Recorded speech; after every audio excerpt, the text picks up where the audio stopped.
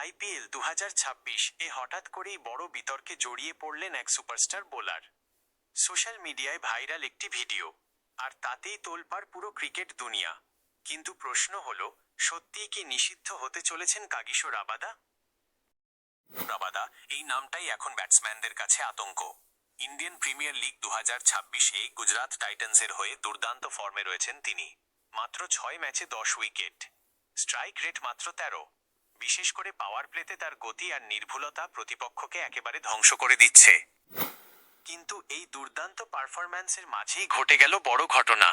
একটি video viral হয়েছে যেখানে দেখা যাচ্ছে রাবাদা খোলা জায়গায় দাঁড়িয়ে সিগারেট খাচ্ছেন।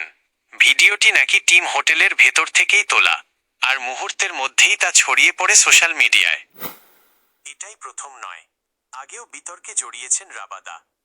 2025 সালে হঠাৎ করেই আইপিএল ছেড়ে দেশে ফিরে যান তিনি। পরে জানা যায়, ডোপিং নিয়ম ভাঙার অভিযোগে তাকে 1 মাসের জন্য নিষিদ্ধ করা হয়েছিল।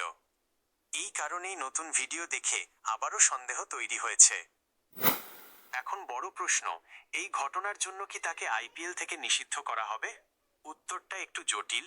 সিগারেট খাওয়া অবৈধ নয়, আইপিএলের চুক্তিতেও এর ওপর কোনো নিষেধাজ্ঞা নেই। তবে যদি তদন্তে কোনো নিষিদ্ধ ড্রাগের বিষয় সামনে আসে, তাহলে কিন্তু বড় শাস্তি হতে পারে। বাস্তবে এই ঘটনাটি বেশি ইমেজ এবং ফিটনেস নিয়ে প্রশ্ন তুলছে। একজন ফাস্ট বোলারের জন্য ফিটনেস সবচেয়ে গুরুত্বপূর্ণ, আর এমন ভিডিও তার ক্যারিয়ারের ওপর প্রভাব ফেলতে পারে। তাহলে তোমার কি মনে হয়, রাবাদার এই কাজ শুধু একটা ছোট ভুল নাকি বড় সমস্যা? কমেন্টে অবশ্যই জানাও। আর এমন ক্রিকেট আপডেট পেতে চ্যানেলটা সাবস্ক্রাইব করতে ভুলো না।